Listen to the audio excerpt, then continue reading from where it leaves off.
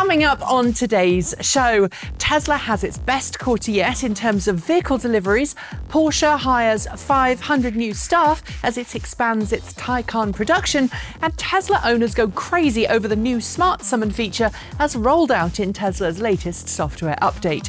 These stories and more coming next.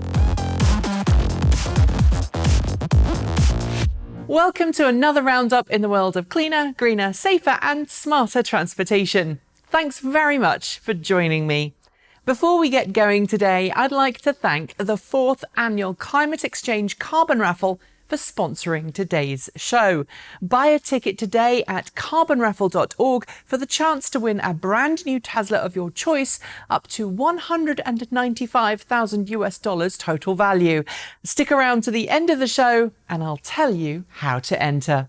Also, thanks to the Electric Auto Association for sponsoring today's show. Find out how you can accelerate the electrification of transportation today at electricauto.org. As it's the start of October, it means we've just completed the third quarter, and as such, Tesla has just published its delivery and production figure estimates for the same period. In total, Tesla produced 96,155 cars, with Model 3 taking the lion's share at nearly 80,000 units. 97,000 deliveries were made in the quarter too, missing out on Tesla's 100,000 vehicle goal by just a bit.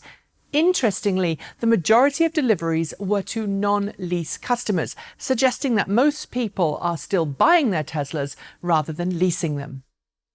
Volvo has continued to tease details about its upcoming XC40 electric SUV. This week, it showcased how the new plug-in will fit into the Volvo family. It's shown the digital dashboard animation for the XC40 EV, as well as explained a little more about the car's load-carrying capabilities this week. This includes confirming that the XC40 EV will come with its own front trunk that the company says will offer a total of 30 litres of luggage-carrying capability. While there's no video of this yet, the images shared by Volvo do show a very Tesla-like Frunk. The car will get revealed later this year. Audi has been talking about its plans for electric vehicles this week, confirming that the upcoming 2021 Audi Q4 e-tron will be built on the same MEB platform as the Volkswagen ID.3. At the same time, Audi's team have confirmed that the upcoming e-tron GT will indeed be built on the J1 platform as thought, which is the same platform as the Porsche Taycan. Other models will also share that platform, we're told, with the highest-end, largest plug-in models from Audi due to be built on the Premium Electric Platform, or PPE. Porsche has officially confirmed that it's hired 500 new employees at the production facility where its Taycan has just begun production. This increase in production, amounting to about 2,000 people working on the Taycan in total, is in direct response to a higher than expected number of orders received for both the Taycan Turbo and Taycan Turbo S. Porsche has not yet detailed the exact specifics of the production capacity increase, but it does show that there are plenty of people willing to pay 6 figures or more for a plug-in Porsche. Lucid has officially begun groundwork on a 21 million square foot facility in Arizona, where its Lucid Air electric car will be made. Lucid has kind of flown under the radar for many in the auto industry, but the company now appears ready to take the next step, and its Casa Grande facility is said to come with a $675 million price tag. Lucid is aiming to have the first production Airs coming off the production line sometime in the next year or so. The current generation Mini Cooper SE may have only just launched, but parent company BMW is already turning its attention to that car's successor.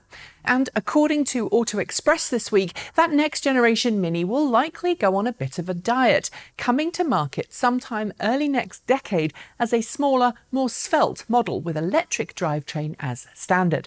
But don't get too excited. While the brand will shrink the Mini's design, it'll be more in keeping with the original design of the new Mini from 2001, not the Alec Izagonis original. Polestar has officially revealed European pricing for its all-electric Polestar 2 Fastback this week. Starting at just under €60,000 in most of Europe, just shy of £50,000 in the UK, 469 Norwegian kroner or 659,000 Swedish krona, the luxury plug-in will come as standard with a 78 kilowatt-hour battery pack and 300 kilowatts of all-wheel drive power.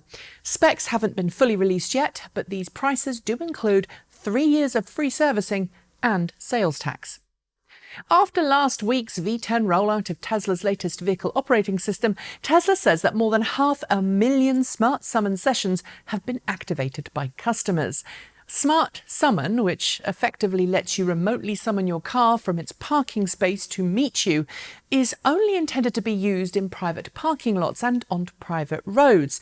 But the internet has been flooded with videos of people using it outside of those restrictions. What's worse, though? A not insignificant number of videos showing near misses or collisions caused by improper use of what Tesla still cautions is beta functionality. If you have it, please use it responsibly. Most people by now know that Nissan offers a replacement battery program for its Leaf and ENV200 electric vehicles. Most people also know that it's not particularly cheap at around $8,500 for a full Nissan Leaf battery swap. But one Australian was given an estimate by his local Nissan garage for $33,000. That's 60% of what he originally paid for the car in 2012, just to replace the battery in his Leaf. Since then, Nissan has said it's reaching out to resolve the issue and has told us that it will install a battery for $9,900 Australian dollars. It may be too little too late, however, as bad reputations do tend to stick around for a long time. And now it's time for short shorts. Rivian is apparently considering a subscription-based ownership model for its R1T and R1S electric vehicles. Subscription services haven't really caught on yet in the automotive world, but this service, especially with help from its investor Amazon, could do just that. The state of Washington is about to begin charging drivers of hybrid vehicles an additional $75 when registering their car, with the extra money gained due to be spent on improving the state's electric vehicle charging infrastructure. Tesla has confirmed that it will keep Sentry Mode clips from alarm-activated Sentry events online for customers to receive for up to 72 hours after an incident. It will also use anonymized versions of those clips to help improve its AI software systems. Extreme E, the off-road rally twin to Formula E, has confirmed that it will be heading to the areas of the Brazilian rainforest destroyed in recent fires as one of its locations in its inaugural 2021 season. It hopes its presence will increase awareness of the Amazon region around the world. The National Highway Traffic Safety Administration is investigating a claim that Tesla failed to properly address a potential defect in the battery management system of certain Model S and Model X cars that could lead to a fire. Instead, Tesla issued a software update that restricted battery pack capacity, which upset many owners. Anheuser-Busch has continued its push towards complete zero-emission delivery vehicles by announcing a 21-truck deployment of all-electric BYD semis for use in California. The company has already committed to buying both large numbers of the Tesla Semi and the Nikola 2. Volocopter is looking to set up its air taxi service in Singapore. The company recently showcased its all-electric vertical takeoff and landing craft at Daimler's headquarters in Germany and says it believes Singapore is an ideal candidate for its first commercial service. A judge in California has ruled that Elon Musk and Tesla have violated labor law acts and must read a notice to workers explaining their rights in relation to forming a union. The judge said tweets from Elon Musk threatened employees with the loss of stock options if they voted in favor of forming a union. US Senator Dianne Feinstein has called for a probe into the motivation behind EPA actions against California and other states trying to set cleaner air standards after the EPA threatened to withdraw federal highway funding from California because of poor air quality standards. This one is going to be ongoing. Tesla has filed a new patent showing the high-power mega-charging connectors that it plans to use with its Tesla Semi. The connectors are water-cooled and will be capable of transferring huge currents to rapidly charge those massive battery packs of the big rig. The e-bike grant fund set up by the Scottish Government has been hailed a massive success, with over 600 e-bikes funded for community projects across the country. Everything from community bike share programs to housing associations have benefited from the funds. Tesla has doubled down on its goals to make its cars as efficient as possible, receiving new patents for a more efficient power assist steering system, as well as a new electromagnetic windscreen wiper. It's also reportedly working on a new seat design for more efficient in-cabin heating. Volta, the charging station provider which pairs free electric car charging stations with advertising billboards, has just announced its first free DC quick charging station. It will operate just like its free lower powered stations do. It seems, for now, advertising pays. Electric motorcycles have been around in the motocross world for many years, but this week a new video from Matt Rosebode and Red Bull shows how versatile and quiet an electric motocross bike can be, especially when freestyled. It's a stunning video and you should most certainly check it out. Tesla is being sued by an owner whose daughter got her finger caught in the IceBreaker of his Model X. Designed to open the self-presenting Model X door in icy weather, the IceBreaker has a hole in that's just the right size for a human finger to fit through. Electrify America has officially launched its own home charging station in the US. Available on Amazon for $500, the 7.6 kilowatt charging station is smartphone and Wi-Fi enabled and comes with a 24-foot charge cable. And those are your shorts. There will be more next week. We may all still be waiting for Nissan to show us its upcoming long-awaited all-electric crossover. But at the Tokyo Motor Show later this month, Nissan is going to debut a small K-Car city car designed for busy Japanese urban life. Called the Nissan IMK Concept, this is a car that's probably only really going to find buyers in Japan, where cars under a certain power limit and physical dimension are free of the parking permit requirements that usually come with car ownership in Japan. The IMK features new ProPilot functionality, including automated valet parking and some other self-driving tricks. And finally, here's one for you. If your Tesla commits a traffic violation when you're not technically at the wheel, do you get a ticket? It kind of sounds like a question for a late night chat when you've had maybe a little too much to drink, but the folks at Drag Times found out when playing with the Smart Summon feature of their Model 3 this week. Their car ran a stop sign in a parking lot and a local police officer noticed and pulled them over. While it's not clear if this was a genuine stop or a setup, the guys at Drag Times did ultimately say that you're responsible for your car, but in this case, the cops didn't ticket them. As I've said before, however, you really shouldn't be using a system like this for fun. Just don't. And on that note, it's the end of this week's show. Thanks for watching, and if you'd like to help us make more videos like this, please do like, comment and subscribe. Send us a couple of dollars our way every month through Patreon, feed our coffee habit with Ko-fi, or visit our swag store. We've just put a new Halloween design up.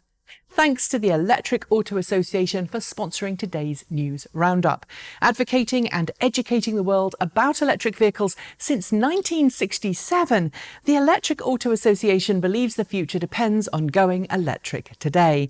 Find out how to become an EV educator for yourself, discover a local monthly meetup, or just talk to real-world EV owners about what it's like to drive on electrons by going to electricauto.org. We are members of the EAA and we are proud to support this fantastic non-profit. And thanks to Climate Exchange's 4th annual carbon raffle for sponsoring today's show. Focusing on research, media and advocacy for smart, ambitious climate and emissions reduction policies, Climate Exchange is a fantastic non-profit, 501c3, currently working with local leaders and stakeholders in 47 different US states. And once again, they're working with us to give you a chance to win the Tesla of your dreams. This year, the raffle is bigger and better than it's ever been before, with each ticket costing $250 and the prize draw set for Valentine's Day next year. That's February 14th, 2020. First prize is a Tesla of your choice up to $195,000 in value, taxes included, while second place will win $10,000 and third place will get $5,000. Tickets are limited, so make sure you get yours today by going to carbonraffle.org. You'll find full terms and conditions on the site, but I should note here that it is only open to US residents. Sorry. There's not going to be a 10 next week as I'm going into hospital for a little minor day surgery on Thursday. But I'll be back the week after, and you will of course get all of the other videos from me and the rest of the team next week as usual. Until then, behave yourselves and don't forget to be better, kinder and smarter with one another. Keep evolving.